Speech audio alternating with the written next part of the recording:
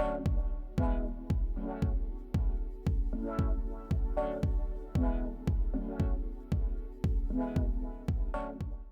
so 55 and 5, as I say, we're a digital marketing agency and we specialise in working with Microsoft partners. We do a wide range of digital marketing services, but a large proportion of what we do is content. So we spend a lot of our time, day in, day out, creating content for a wide number of clients. So today I'm going to share with you some of the tips on how we create content internally, and in turn show you some easy steps on how you can create consistently great content to help with your inbound marketing efforts. We've also got a stand here at the show, 1236, where you can drop over later if you want to ask any further questions. Okay, so starting point, why is content so important? So I thought this quote summed things up nicely. Essentially, content is a really non-salesy way to stay in front of your customers. So you can get your customers' attention, you can stay in front of them, but you don't have to be very pushy or very salesy. It just keeps you in their eye line consistently, and then when they want to make a decision to find out more information, they know where you are and they know a lot about you. In essence, it's a really nice hands-off approach. We would call it inbound marketing. So leads and customers will come to you as opposed to you having to go out to get them specifically. So hands up here, anyone who uses content in their marketing at the moment? And who finds it, again, hands up, who finds it difficult to create that content? Okay, good, you're at the right session. So hopefully this will help. So before we go through the 10 steps that can help you create really good content, let's just define a little bit of what we mean by content. And in essence, it can be any number of these things. So website content, obviously the words on your website, blog posts, white papers, social posts, even animation and video. So any videos that you create in animation will have a content element, a storyboard, a script that will go beforehand. So you can use the tips I'm going to go through to help you develop that kind of thing. Also presentations, things like this, they all count as content. I'm in front of people, you come to listen to this, so this all counts as content. As I go through the steps, I'll refer back to blogs. Blogs are quite a good way of harnessing inbound content, so I'll use those as examples, but you can apply what I'm going to talk to all different types of content. And then before I start, there's 3 really important things I'd like to point out. So number 1, everyone here can create really great content. So at 55 and 5, we've got a big writing team. We do this day in, day out, it's our job. But everyone here can create really good content. And one of the reasons for that, if you follow each of the steps, each individual step isn't necessarily that difficult to master. Okay, so as we go through, you think, I can do that, I can do that. Where the challenge comes in is following all the steps. For every content campaign you might do, following them consistently, following them for every single piece of content, because it's the combination of the steps, that's where the power lies, and that's where you'll get really, really great content as opposed to average content or Me Too content that everybody else does. So as we go through, point number 3, as we go through, focus on thinking about how can I actually take this whole process and repeat it consistently. That's the real key. Okay, so the 10 steps. Number 1 is think about the audience. Okay, so this is absolutely fundamental. Time and time again, we see that people don't, before they go and create some content, they don't actually think, who am I creating that content for? So again, if you think of a blog post, fundamentally someone's going to be sitting in front of a computer reading your content. Why are they reading that content? What is going to be useful for them that will solve some of their problems, or that will engage them in your content? So you need to think about that before you do anything else. A good way to do that is to think about personas, so create a set of personas. So that's a document, or it can be really simple, it can be really complicated, but essentially mock up who you want to aim your content at. And as I say, you can spend an awful lot of time on personas. Some client engagements we do, we create very large-scale, detailed personas. Other times it can just be a case of writing them down and having a simple Word document. But the point is you go through the process of thinking, who is the audience? What do they want to get out of my content before you even think about writing a particular piece? And then as you go through the various next steps, you need to refer back to your personas at all times. So every step of the way, with different people that are involved, that's all come to look at, you need to refer back to personas. And each time ask yourself the question, am I doing the right thing for this person, for this audience? Okay, that's really, really important. Number 2 is to plan out a content strategy. So a standalone piece of content is fine. You could write a really good blog post, it might even go viral, you might get lots of shares, it might be all over your contacts on LinkedIn. That could be great, but a content strategy where you plan out a campaign, a number of pieces of content over maybe a period of time, maybe tied to a product launch or a particular new service that you're launching can be much more effective. Okay, so take the time to think about the different formats you might want to use in that strategy, the timings, who's going to create that content. It's much more powerful to have a strategy in place, even if it changes later on, as you sort of adjust or the market changes or you look at the analytics of particular bits of content. Think about the strategy up front. So here you really want to think about content calendar. So again, a content calendar can be really, really simple. It could just be in Outlook, you plan out all of the blog posts that you want to publish. It could be an Excel document. Or you can use any number of web tools to have a fully fledged content calendar. At 55 and 5, we have our own bespoke tool where we share a calendar with clients of all of their content, the format, when it's going to be released, when a draft will be available. So you can go very sophisticated. But again, a really good step is just thinking about the strategy first and thinking about it against some kind of calendar. Once you've mastered the process and once you've mastered the step, you can get more sophisticated and lots of tools and things like that. Okay, number 3 is you need to generate a really good idea. You need to have a hook to your content. So again, we've not written anything yet. We've not sat down and actually wrote a blog post. We're still planning, but you need to think, what is it, going back to my personas, that's really going to interest them? There's an awful lot of content out there on the web. People's attention spans are very short. Your customers have lots of competition for their attention. So what is the really specific angle that's going to make them interested in your piece of content or your wider strategy? One thing to think about is the skyscraper approach. So no one ever really remembers a skyscraper that's slightly smaller than the one that went before it. So you should be thinking of what can be bigger and better than what I've done before, what can be bigger and better than a campaign that one of my rivals have done. So think this next campaign is going to be a much bigger skyscraper.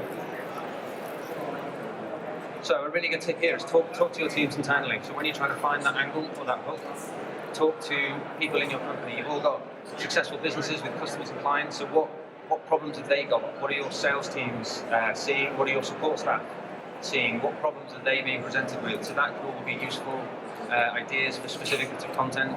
You might have MVPs that, again, will be very knowledgeable in their area. Talk to them. What do they think people want to read and what do people want to see? There's also lots of resources on the Microsoft Partner site, the Smart Partner Marketing site. There's lots of news sources, even sample content that you can use. But here you really need to think, before you start writing anything, what's that really, really great idea? And take your time over this. This is not something, this will sort of inform the rest of the campaign, so you need to get this step right. Number 4 is do your research. So there's 2 really important things here, depth and accuracy. So depth, again, like I mentioned earlier, there's an awful lot of content out there. There's an awful lot of, frankly, not very good content. And people will write things because they think I should be blogging or I should be doing inbound or that's the trendy thing. But what you really need to do if you want to create consistently great content is have depth there. So that's a combination of the content itself, the length. So a good blog post at 55.5 generally is 1,000 words. We think that's a good length. We think we can tackle a subject, get the right amount of detail in there, but not take up too much time and someone's attention. But you really need to think about the depth, and that's in your research. You need to look at what other people are doing, again, what your rivals are doing. But then also accuracy. So if you're going to use this sort of approach as, you're going to be seen as thought leaders, this is something where you want potential leads to read and go, yep, these guys really know what they're talking about. Accuracy is really important. So you need to make sure that you're reporting the right facts and figures, you've got the right, if it's a how-to guide on something quite technical, you need to make sure it absolutely works. You need to have gone through it yourself. Really make sure that the accuracy is there. So at 55.5, we use a number of tools to make sure our research is up to speed. One particular tool that we find really useful is called Feedly, which is essentially an RSS feed reader, but where the power of it comes in is that we've spent a very long time collating lots and lots of content sources. So they might be third-party blogs, Microsoft product team blogs, our customers, social feeds, news feeds, all kinds of things. But we know that we can dive into that tool and we can find an awful lot of content. We can mark it up, we can annotate it, we can share it within the team, and we can do all of our research in there, perhaps then throw it into OneNote and start to look at kind of the genesis of a good idea that we've researched properly. Okay, step number 5. So this is now the first point where we're actually going to write something. And my tip here, and this is especially useful for people who maybe aren't natural writers or don't do a lot of content creation, or maybe you task them with content creation and they wouldn't say I'm a writer, and it's power through the blank page. So basically, when it comes to writing that blog post or that white paper, don't worry about getting it perfect or writing something that's perfect from the beginning. Just basically get words down on the page, because the real writing process comes in the edit, which I'll come on to in a moment. But that's where a piece of content becomes really great. Here, it can really help just to get something down, get started, and then you'll have time to go over later and to do redrafts and talk to people about it. But if you sit there and overthink it and look at a blank page for a long time, that's where lots of people just end up stopping, and the whole thing, all of your previous steps and work just tends to go to waste. So what people might find useful here is, if you are struggling to get started with a particular blog post, you are staring at that blank page, use a fact or a quote to start off. So literally put the quote at the beginning and then just start writing. So it can be an easy way to get into a piece of content. Or state a problem, very literally state a problem that one of your clients faces or this piece of content is going to address, and then again just start writing. And as you go through the process, you potentially will get rid of the quote. You might change the beginning completely, but it might just give you enough to get going in the first place. Okay, then the next tip is about editing and proofing. Okay, so this is where the real work begins in the piece of content. So at 55 and 5, we're very, very structured in how we edit and proof content. So every piece of content that we write actually has 4 different writers involved. So we'll have an author who'll do that first writing stage. Then we'll have 2 completely different writers who will look at edits. And then we'll have a completely separate 4th writer who will look at the proof step. So an edit and a proof are 2 very different things and require a different approach.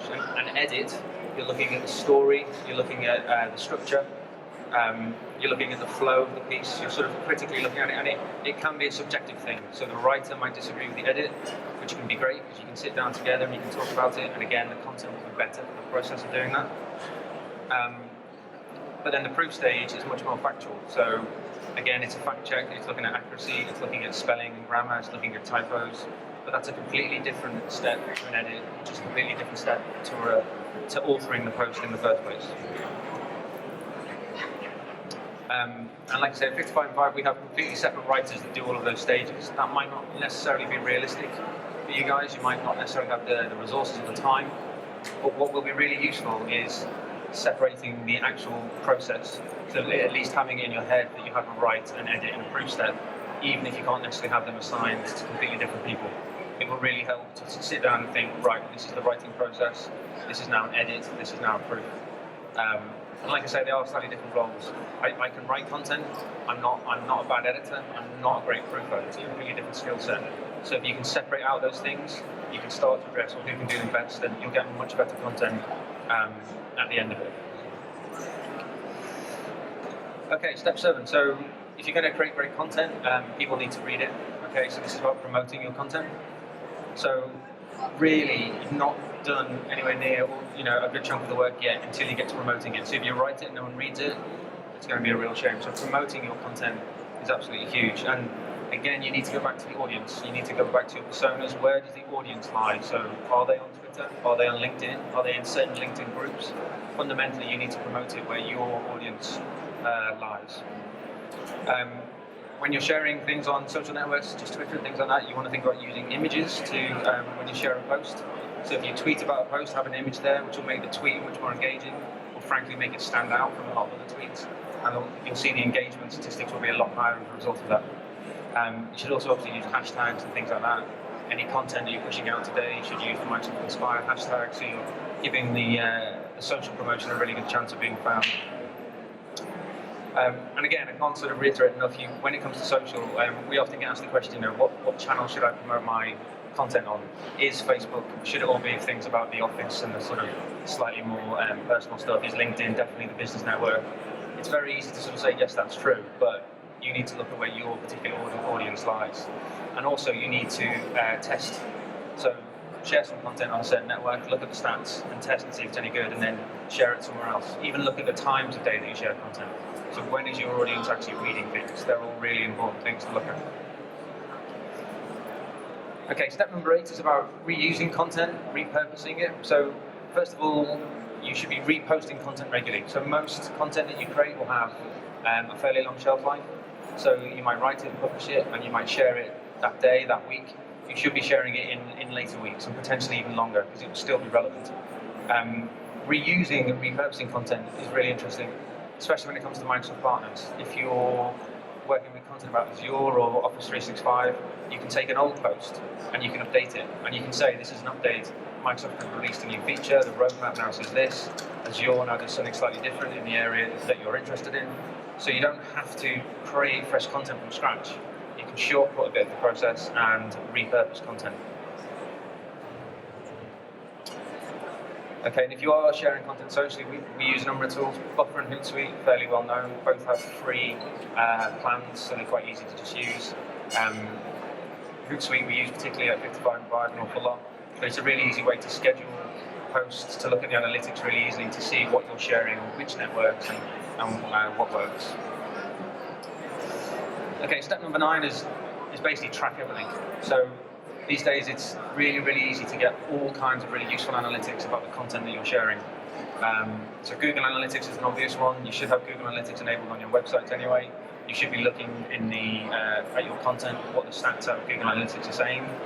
But there are also tools like Mouseflow, which is a good one people should look at, which will actually let you look at a recording of how people interact with your content. So you can see, do they scroll down the page? You can see where they click. You can have a look at a heat map. You can then see where do they go from that page and actually watch them. And you'll get an insight into your content that you wouldn't get from just looking at raw numbers. Also, there's a tool called BuzzSumo, which is really good to use to find where are people on social that might be looking at similar content to yours already. So you can go in, you can share your content there, and you can see, well, actually, people that like this content might also like yours, which will give you even more information about where you can post it and where you can share it.